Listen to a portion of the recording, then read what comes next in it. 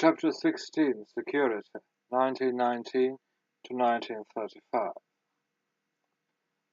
France sought security after 1918 by a series of alternatives. As a first choice, it wanted to detach the Rhineland from Germany. This was prevented by the Anglo-Americans. As a second choice, France wanted a league with teeth, that is, a league of nations with an international police force empowered to take automatic and immediate action against an aggressor. This was blocked by the Anglo-Americans. As compensation for the loss of these first two choices, France accepted as a third choice an Anglo-American Treaty of Guarantee, but this was lost in 1919 by the refusal of the United States Senate to ratify the agreement and the refusal of Britain to assume the burden alone. In consequence, the French were forced back on a fourth choice, allies to the east of Germany. The chief steps in this were the creation of a little entente to enforce the Treaty of Trianon against Hungary in 1920-1921, and the bringing of France and Poland into this system to make it a coalition of satisfied powers. The Little Entente was formed by a series of bilateral alliances between Romania, Czechoslovakia, and Yugoslavia. This was widened by a French-Polish treaty, February 1921, and a French-Czechoslovak treaty, January 1924. This system contributed relatively little to French security because of the weakness of these allies, except Czechoslovakia, and the opposition of Britain to any French pressure against Germany along the Rhine, the only way in which France could guarantee Poland or Czechoslovakia against Germany. In consequence, France continued its agitation both for a French guarantee and to, quote, put teeth into the League of Nations. Thus, France wanted security, while Britain had security. France needed Britain, while Britain regarded France as a rival outside Europe, especially in the Near East, and the chief challenge to Britain's customary balance of power policy in Europe. After 1919, the British and even some Americans spoke of French hegemony on the continent of Europe. The first rule of British foreign policy for 4 centuries had been to oppose any hegemony on the continent, and to do so by seeking to strengthen the second strongest power against the strongest. After 1919, Britain regarded Germany as the second strongest power, and France as the strongest. A quite mistaken view in the light of the population, industrial productivity, and general organizations of the two countries. Because France lacked security, its chief concern in every issue was political. Because Britain had security, its chief concern was economic. The political desires of France required that Germany should be weakened. The economic desires of Britain required that Germany should be strengthened in order to increase the prosperity of all Europe.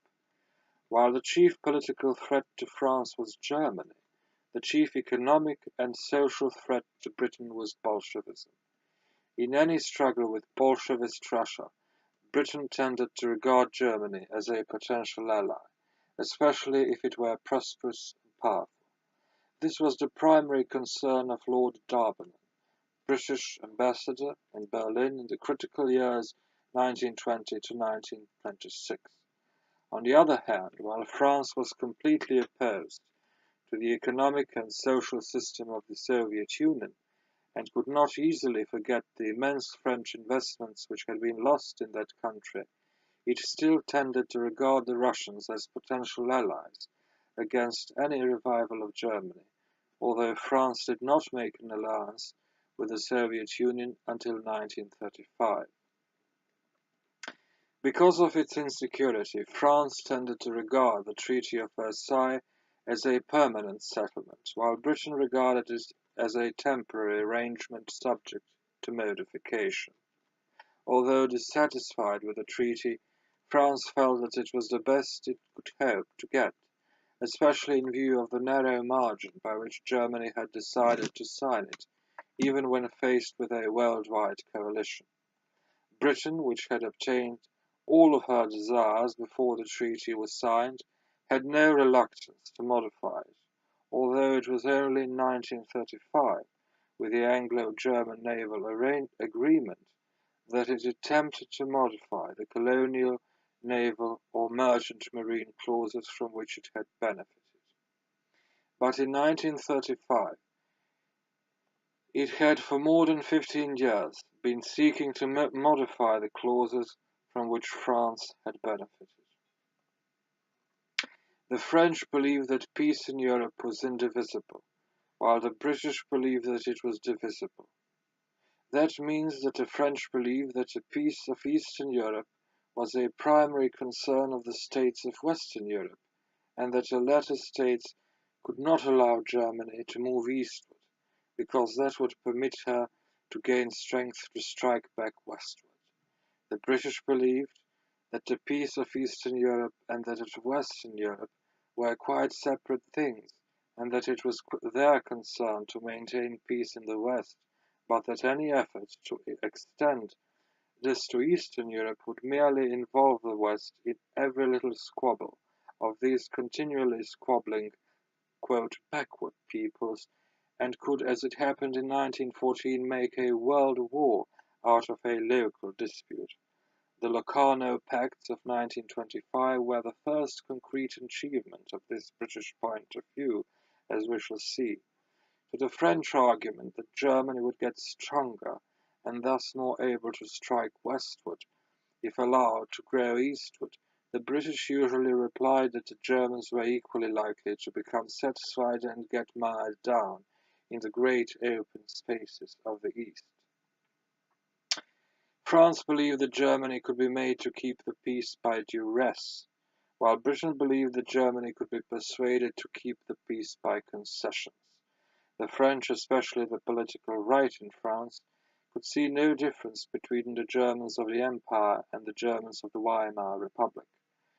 Scratch a German and you will find a Hun, they said.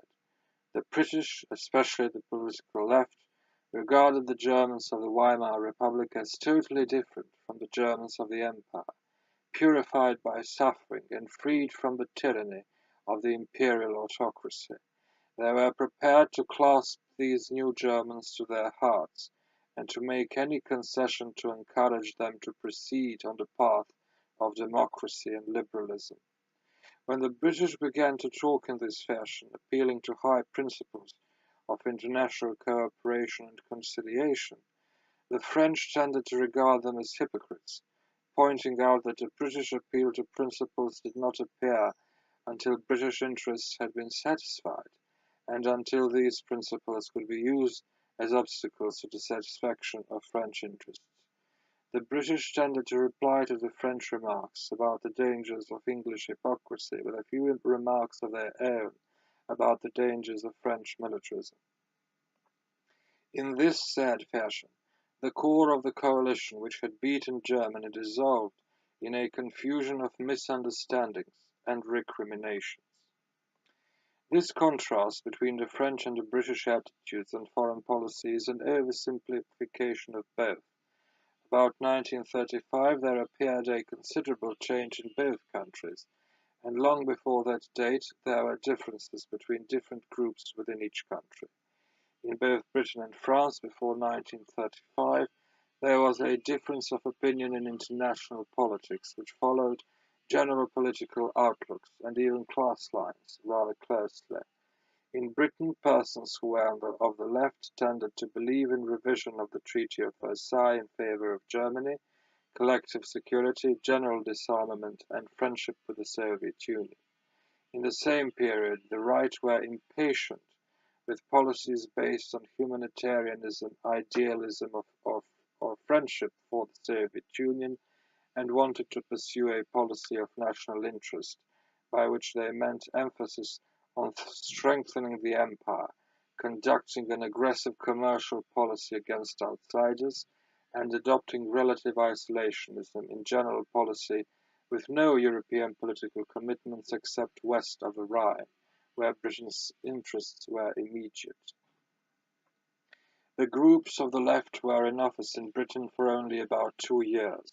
in the 20 years 1919 to 1939, and then only as a minority government 1924 and 1929 to 1931. The groups of the right were in power for 18 of these 20 years, usually with an absolute majority.